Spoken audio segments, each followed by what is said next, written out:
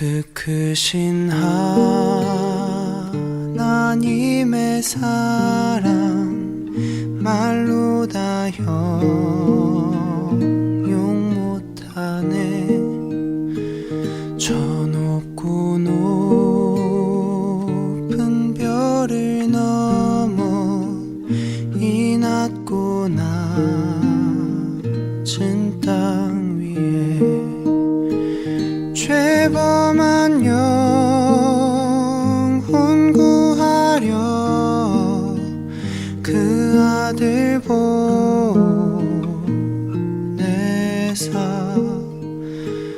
화목제로 삼으시고 죄 용서하셨네.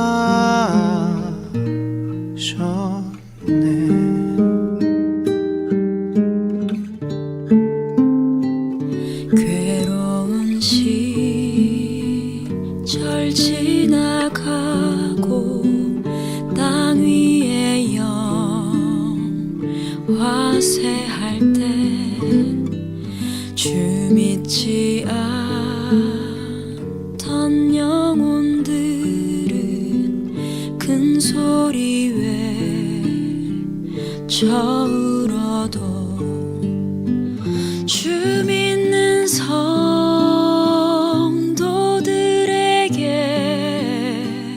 큰 사랑 베푸사 우리의 죄 사했으니 그네 잊을까. 하나님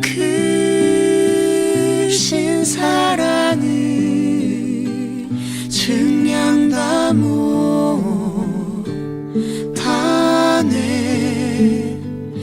영원히 변치 않는 사랑 성도여 찬양하세.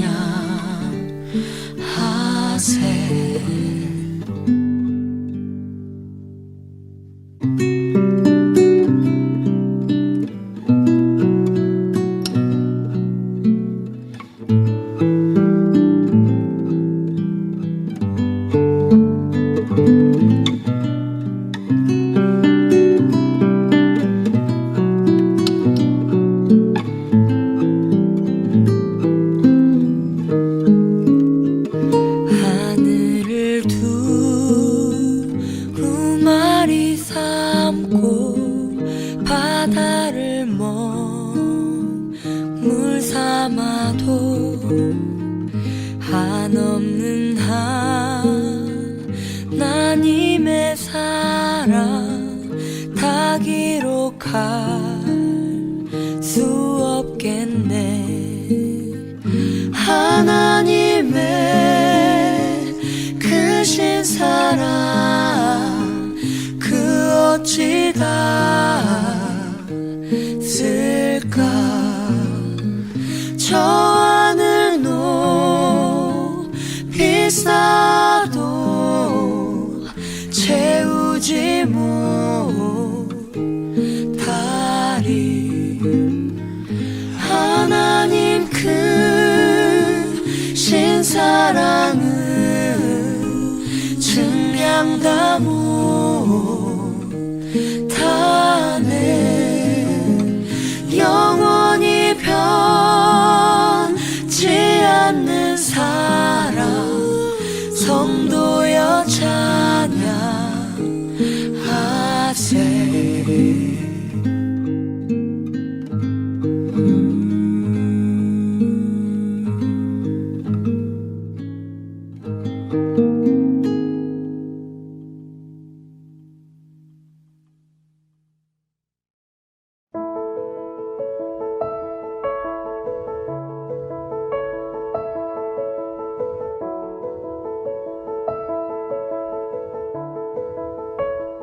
우리가 이 같은 소망이 있으므로 담대히 말하노니 우리는 모세가 이스라엘 자손들에게 장차 없어질 것에 결국을 주목하지 못하게 하려고 수건을 그 얼굴에 쓴 것 같이 아니하노라. 그러나 그들의 마음이 완고하여 오늘까지도 구약을 읽을 때 그 수건이 벗겨지지 아니하고 있으니 그 수건은 그리스도 안에서 없어질 것이라. 오늘까지 모세의 글을 읽을 때 수건이 그 마음을 덮었도다. 그러나 언제든지 주께로 돌아가면 그 수건이 벗겨지리라. 주는 영이시니 주의 영이 계신 곳에는 자유가 있느니라.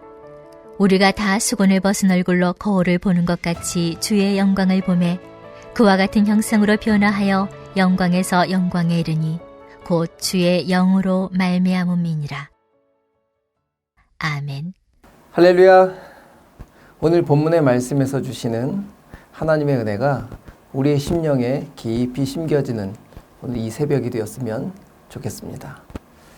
여러분, 우리는 우리가 살아온 습관이나 방식을 바꾸는 것이 참 쉽지 않죠.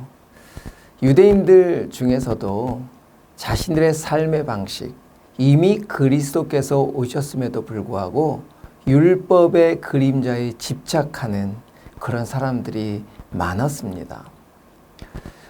율법을 자신들의 노력으로 지켜야만 모세가 바라보았던 그 영광에 이를 것이라고 믿었던 거죠. 얼마나 열심히 율법을 지켰는지 모릅니다. 사도 바울은 이렇게 옛 언약인 율법에 갇혀있는 고린도 교회 성도들에게 이미 예수님이 오셔서 완성하신 새 언약의 능력을 다시 알려줄 필요가 있었던 거죠. 그래서 새 언약 안에 있는 그 놀라운 비밀들을 깨닫게 해서 살 수 있도록 권면하는 것이 오늘 본문의 내용입니다. 오늘 12절에 보니까 이 같은 소망이 있으므로 담대히 말한다 라고 사도 바울이 말씀하고 있어요. 이 같은 소망은 바로 예수 그리스도 안에 있는 생명의 말씀입니다. 새 언약이죠. 예수님이 해놓으신 약속입니다. 예수님이 해놓으신 생명입니다. 이것이 있기 때문에 유대인들에게 지금 당당하게 말씀하고 있는 거죠. 오늘 율법을 좀 정리해 봤으면 좋겠습니다. 하나님께서 신의 산 밑에 금송아지를 만들고 다른 신을 섬기고 있는 이스라엘 백성들에게 모세를 부르셔서 신의 산에서 율법을 주셨습니다. 그 율법을 주신 첫 번째 이유는 법을 제정해 주심으로 너희들은 내 나라의 내 백성이라는 것을 알렸던 거죠. 그리고 또한 깊은 영적인 의미는 그 율법들을 주심으로 너희들은 내가 선택한 백성들이지만 선택했다고 거룩한 것이 아니라 너희들 이 법 안에서 얼마나 더럽고 죄인인지를 깨닫게 하셔서 하나님을 붙들고 하나님 없이는 살 수 없는 존재라는 것을 알리시기 위해서 율법을 주신 것입니다. 로마서 3장 20절에 그러므로 율법의 행위로 그의 앞에 의롭다 하심을 얻을 육체가 없나니 율법으로는 죄를 깨달음이니라. 아멘. 이렇게 율법을 지킴으로 우리는 의롭게 될 수 없는 존재. 법은 바로 하나님의 수준임의 하나님의 기준이었습니다.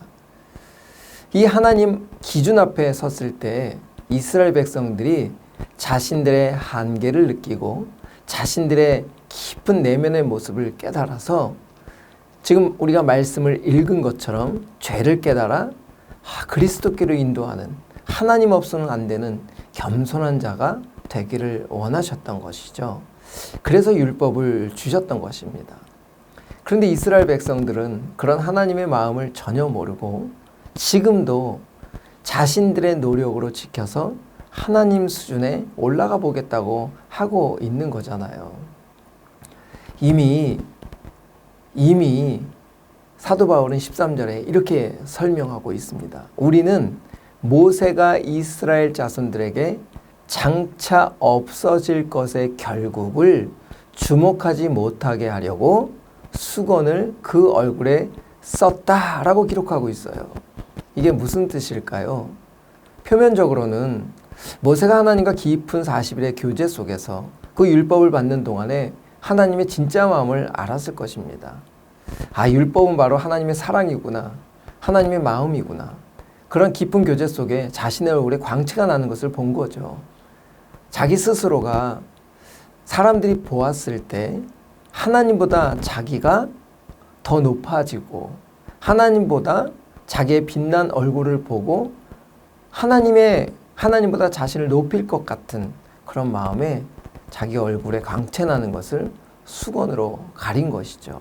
하지만 영적인 의미로는 오늘 13절에 바울이 설명한 것처럼 수건으로 얼굴을 가린 이유는 장차 없어질 것을 주목하지 못하게 하려고 가렸다고 기록하고 있습니다. 이게 무슨 뜻일까요? 장차 없어질 것이 뭘까요? 바로 율법을 뜻하는 것입니다. 하나님이 일시적으로, 한시적으로 주셨다는 거죠. 이 율법은 제가 설명한 것처럼 이스라엘 백성들에게 자신의 진짜 모습이 무엇인지, 자신의 참모습이 무엇인지를 알게 하셔서 그리스도가 올 때까지 그 율법을 통해 온전히 서가기를 바라셨기 때문에 율법을 주셨다는 것입니다. 그래서 모세가 가렸다는 의미로 표현하고 있는 거죠. 여러분, 지금 이미 예수 그리스도가 오셔서 율법을 완성하셨습니다. 율법으로부터 자유케 하셨습니다. 고린도 교회 성도들은 그 구원을 이미 받았습니다. 그런데도 불구하고 아직 옛 언약에 머물러 있던 것이죠. 또 구원받은 자로서 율법을 지켜내므로 그 구원을 이뤄가려고 하는 그런 잘못된 모습 속에 사도 바울은 오늘 고린도 교회를 향해 이야기하고 있는 것입니다. 여러분, 우리에게 적용해 봅시다. 우리가 열심을 내는 건 당연히 우리를 위해 구원해 주신 예수님 때문에 우리가 이렇게 열심을 내는 거죠. 그런데 혹시나 사람에게 인정받으려거나 또 내가 열심히 노력해서 내가 지은 죄들을 지금 사함받으려고 하고 생각한다면 그것은 잘못된 생각이라는 것입니다. 오늘 17절에 이렇게 말씀하십니다. 주는 영이시니 주의 영이 계신 곳에는 자유가 있느니라. 아멘. 예수 그리스도의 십자가 안에서 우리가 구원받았죠.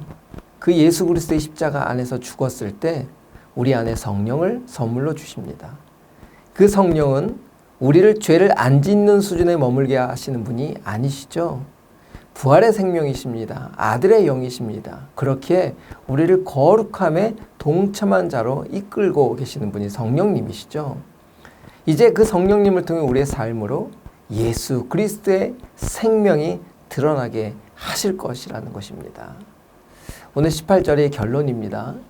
우리가 다 수건을 벗은 얼굴로 거울을 보는 것 같이 주의 영광을 본다. 또 그와 같은 형상으로 변한다. 영광에서 영광에 이른다. 라고 오늘 사도 바울이 선포하고 있습니다. 저는 바로 성령을 통해서 하나님이 하실 일들을 가장 멋지게 선포한 말씀이라고 생각합니다. 우리 안에 계신 성령께서는 우리의 죄된 모습들 이미 다 십자가로 넘겨 이미 처리되었고 옛사람이 되었죠. 이제 새 사람이 된 우리로 하나님의 형상으로 회복된 삶을 시작하셨다는 거죠. 바로 이 말씀, 우리 안에 주신 놀라운 이 비밀의 말씀을 성령님께서는 영원히 떠나지 않으시기에 그 일을 이루실 것이고 우리의 연약함을 도우실 것이고 또 우리가 죄를 미워하게 하실 것이며 또 성령님은 우리가 진리로 한 걸음 한 걸음 걸어가도록 인도하실 것이죠. 여러분, 이렇게 물론 변화되는 과정에는 굴곡이 있을 수 있겠죠.